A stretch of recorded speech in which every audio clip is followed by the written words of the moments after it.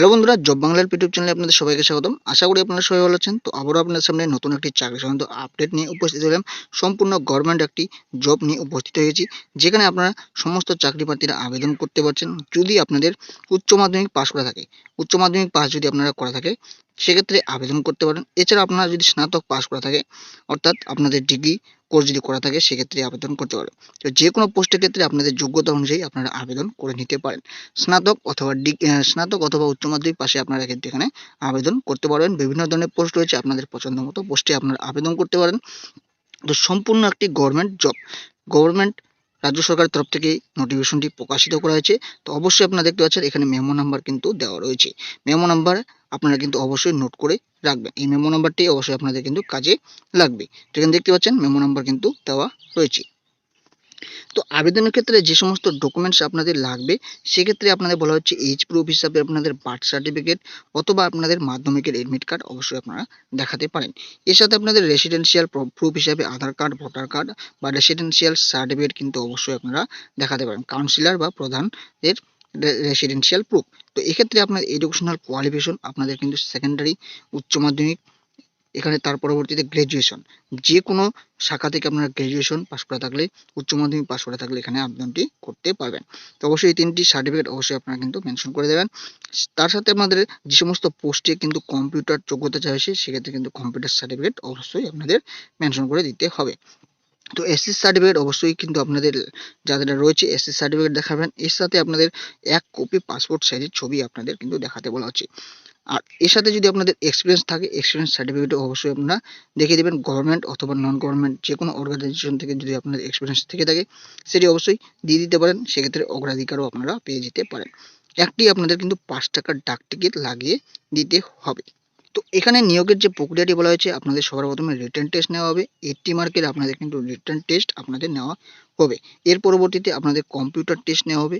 যেসব বিষয়ে আপনাদের কম্পিউটার চাওয়া হয়েছে, সেই সমস্ত বিষয়ে কিন্তু 10 মার্কের কম্পিউটার টেস্ট নেওয়া হবে। এর সাথে আপনাদের কিন্তু ভাইভা নেওয়ার কথা বলা হচ্ছে, যেখানে কিন্তু 10 মার্ক থাকবে। তো এই কম্পিউটার টেস্ট, ভাইভা এবং রিটেন টেস্ট, 3টি বিষয়ে কিন্তু আপনাদের পরীক্ষা নেওয়া হবে।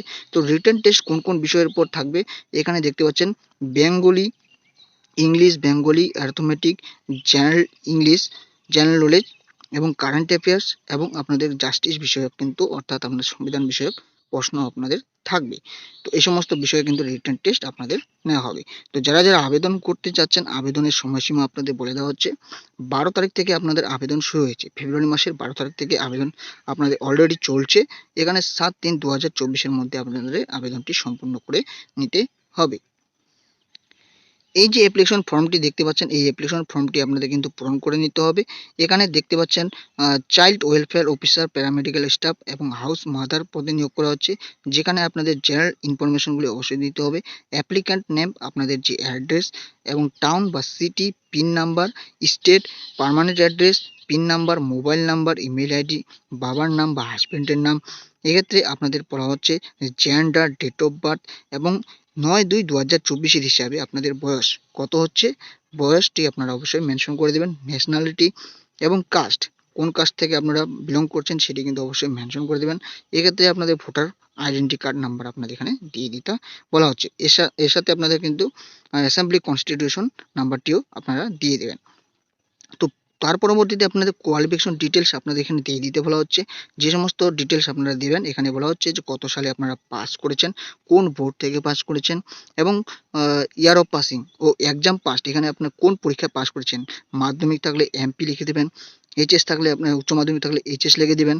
এই সমস্ত বিষয় কিন্তু অবশ্যই আপনারা দিয়ে দিবেন। তো এখানে টোটাল মার্ক কত ছিল সেটি কিন্তু অবশ্যই দিয়ে দিবেন। এখানে আপনার কত মার্ক পেয়েছেন এবং পার্সেন্টেজ কত, সেই সমস্ত বিষয় আপনারা এখানে প্রত্যেকটি যে সমস্ত আপনাদের কোয়ালিফিকেশন রয়েছে সমস্ত মেনশন করে দেবেন। এর সাথে আপনাদের যদি এক্সপিরিয়েন্স থেকে থাকে, এক্সপিরিয়েন্স থাকলে আপনারা অবশ্যই এখানে কোন অর্গানাইজেশন বা ইনস্টিটিউট থেকে আপনাদের এক্সপিরিয়েন্স রয়েছে সেটি দিয়ে দিবেন এবং আপনাদের পোস্ট কী ছিল এবং কত দিন পর্যন্ত আপনারা এখানে কত দিনের এক্সপিরিয়েন্স রয়েছে সেটিও দিয়ে দিবেন।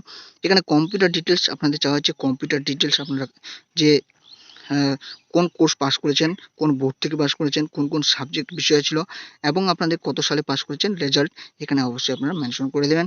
তার সাথে আপনাদের এখানে যেটি বলা হচ্ছে যে সিগনেচার করা হচ্ছে অ্যাপ্লিক্যান্টের সিগনেচার আপনারা এখানে দিয়ে দিতে বলা হচ্ছে এবং ডেট, প্লেস, কত তারিখে অ্যাপ্লিকেশনটি করছেন এবং কোন জায়গা থেকে অ্যাপ্লিকেশনটি করছেন সেটিও কিন্তু এখানে মেনশন করে দেবেন। এই যে নিয়োগের বিজ্ঞপ্তিটি এটি প্রকাশিত করা হয়েছে government of West Bengal office of the district magistrate Nadia জেলার তরফ থেকে এই নোটিফিকেশনটি প্রকাশিত করা হয়েছে। এখানে আপনাদের যে সমস্ত পদে নিয়োগ করা হচ্ছে দেখতে পাচ্ছেন, চাইল্ড ওয়েলফেয়ার অফিসার নিয়োগ করা হচ্ছে, যেখানে বয়স বলা হচ্ছে 21 থেকে 40।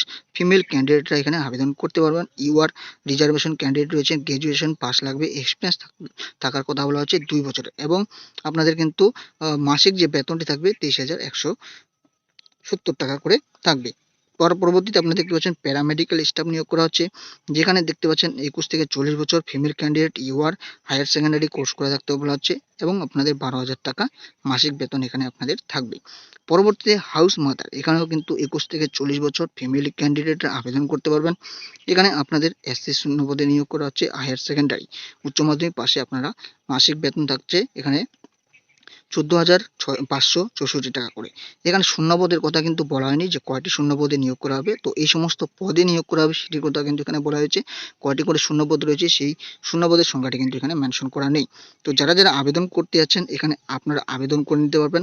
এখানে দেখতে পাচ্ছেন অবশ্যই আপনাদের যেটি লিখতে হবে, application for the post child welfare officer paramedical staff বা house mother of at CHG Nadia. তো যারা এই অ্যাপ্লিকেশন ফর্মটি ডাউনলোড করতে চাচ্ছেন, অ্যাপ্লিকেশন ফর্মটি ডাউনলোড করার জন্য নদিয়া জেলার যে অফিসিয়াল ওয়েবসাইট দেখতে পাচ্ছেন nodia.gov.in, এই অফিসিয়াল ওয়েবসাইট থেকে আপনারা কিন্তু অবশ্যই যে নোটিফিকেশনটি রয়েছে বা অ্যাপ্লিকেশন ফর্মটি রয়েছে সেটি কিন্তু ডাউনলোড করে নিতে পারবেন। নেওয়ার পর আপনারা আবেদন করে নিতে পারবেন। যে সমস্ত ডকুমেন্টস দেখালাম এই সমস্ত ডকুমেন্টস অবশ্যই আপনারা কিন্তু অ্যাটাচ করে দেবেন।